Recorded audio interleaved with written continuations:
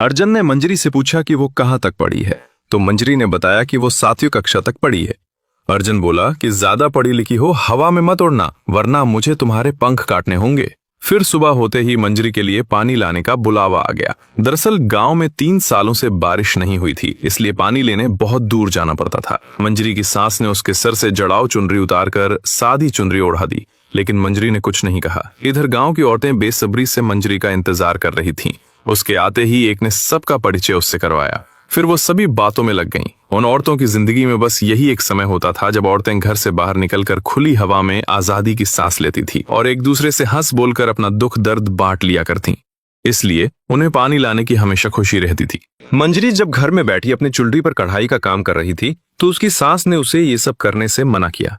जब मंजरी ने कारण पूछा तो उसकी सास ने बताया कि पहले यहाँ एक मुली नाम की विधवा रहती थी जो कढ़ाई का काम किया करती थी। उसने सबसे चोरी छिपे एक आदमी के हाथों अपनी बनाई हुई चीजों को शहर में बेचना शुरू कर दिया। एक दिन ये बात सभी गांव वालों को पता चल गई तो मुली डर के मारे उसी आदमी के साथ भाग गई।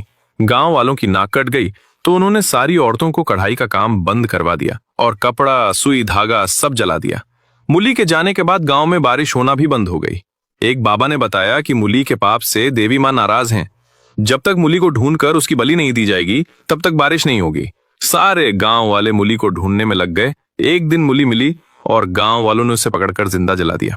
ये सब सुनने के बाद मंजरी का सिर्फ एक ही सवाल था कि क्या मुली को मारने से गांव में बारिश हुई। अगले दिन जब गांव की औरतें तालाब पर पहुंची तो वहां एक औरत पहले से खड़ी थी। तब एक ने मंजरी को बताया कि ये केसर है, ये विधवा है। वैसे तो विधवाओं का घर से बाहर निकलना मना है, लेकिन इसकी सास बूढ़ी हो गई है और इसके घर में पानी लाने वाला कोई नहीं है, इसलिए मुखिया जी ने इसे बाहर निकलने की इजाजत दी। लेकिन किसी का भी इससे बात करना मना है, क्योंकि मुखिया और गांव वालों का मानना है कि इसकी फूटी किस्मत की मनहूस छाया किसी पर भी पड़ सकती है। लेकिन मंजरी नहीं मानी और उसने केसर को अपना परिचय बताया। लेकिन केसर ने उससे बात नहीं की, क्योंकि उसे भी डर था कि मुखिया की बात सही ना हो जाए और उसके कारण किसी का बुरा ना हो। यहाँ औरतों के मन में भी ये डर बैठा दिया गया है कि उनके खुलकर जीने से देवी माँ नाराज होंगी, और औरतों के प्रति ऐसी भावना रखने वाले गाँव के मर्द देवी माँ को प्रसन्न करने के लिए गरबा खेलते हैं।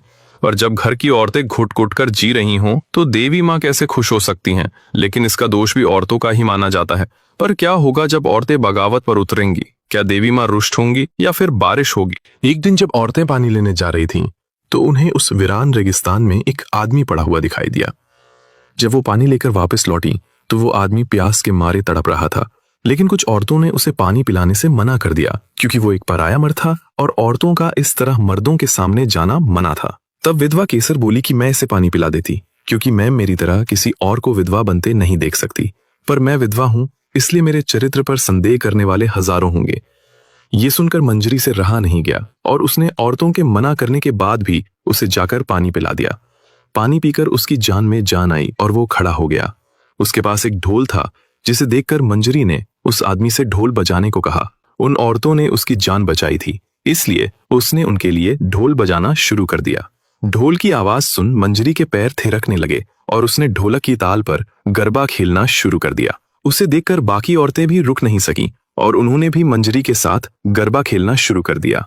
कुछ औरतें अभी भी खड़ी थीं, लेकिन बाकी औरतें तो सब कुछ भूलकर बिना किसी की परवाह किए थोड़ी देर के लिए अपनी खुशी में डूब गईं और खुलकर गरबा खेलने लगी। आज पहली बार वो सब गरबा खेलकर बहुत खुश थीं, लेकिन कुछ औरतों का मानना था कि उन्होंने पाप किया है और देवी माँ इसकी सजा सबको देगी। सबके मन में भी ये डर बैठ गया कि उन्होंने गलती की है और अब उनके और उनके परिवार बालों के साथ कुछ भी बुरा हो सकता है। सभी औरतें घर पहुंची। एक ने अपनी सो रही सांस को आवाज देकर उठाया, लेकिन वो नहीं उठी। वो तो बेचारी घबरा ही गई कि कहीं उसके गरबा खेलने से यहाँ उसकी सांस तो नहीं टपक गई। वो जाके उसे जोर जोर से खखोड़ने लगी। इतने में उसकी सांस उठी और बोली कि बावली हो गई है क्या?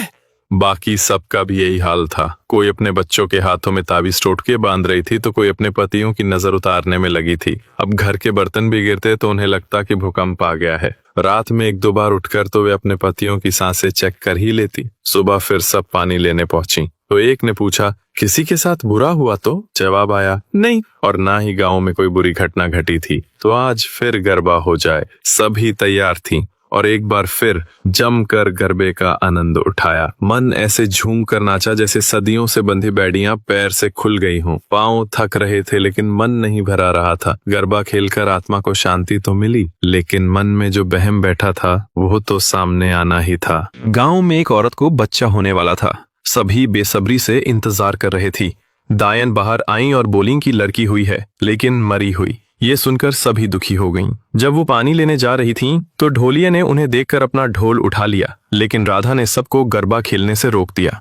जब वो सभी तालाब पर पहुंची तो राधा मंजरी को खरी खोटी सुनाने लगी कि उसके कारण एक मासूम की जान गई। उसके कहने पर सभी ने गरबा खेलकर गांव का नियम तोड़ा। उनके पापों की सजा देवी माँ ने हंसा को दी और उसकी बेटी उसकी कोख में ही मर गई। लेकिन मंजरी ये नहीं मानती थी। वो कहने लगी कि गरबा तो उन लोगों ने खेला, फिर इसकी सजा हंसा को क्यों मिली, जबकि उसने तो गरबा खेलना भी नहीं। शहर में तो सभी लोग गरबा खेलते हैं, उन्हें तो कोई सजा नहीं मिलती। क्या शहर की देवी माँ और गांव की देवी माँ अलग अलग हैं? और अगर उनसे गलती हुई भी है तो वो हंसा की गुनाहगार है। वो जाकर उसी से पूछेगी कि वो उसे क्या सजा देना चाहती है। शाम को जब सभी औरतें हंसा के घर इकट्ठी हो गईं, जहां हंसा अपनी बच्ची के मर जाने से फूट फूट कर रो रही थी, राधा मंजरी की तरफ देखकर बोली कि इसी के पाप के कारण तुम्हारी मासूम बेटी की जान गई। जब हंसा ने मंजरी की तरफ देखा तो मंजरी ने सारी बात बताई कि कुछ दिनों से तुम पानी लेने नहीं जा रही थी, इसलिए तुम्हें मालूम नहीं है कि हमने वहाँ एक डोलिये की जान बचाई थी। अब वो हमारे लिए ढोल बजाता है और हम गरबा खेलते हैं। कुछ देर ढोल की ताल पर झूमकर अपने दुख दर्द भूल जाते हैं। पर राधा का ये मानना है कि हमने गरबा खेलकर पाप किया है, जिसकी सजा तुम्हारे बच्चे को मिली। अगर तुम्हें भी यही लगता है कि मैं तुम्हारी गुनहगार हूँ, तो खड़ी हुई तुम्हारे सामने जो भी सजा दो मंजूर है।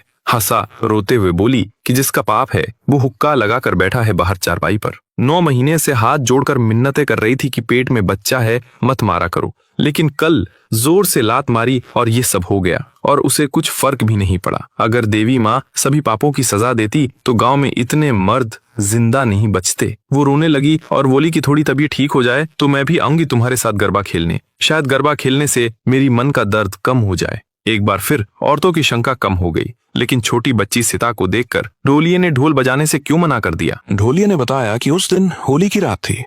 गांव वालों ने गरबा खेलने के बाद उसे बख्शीश दी और चले गए।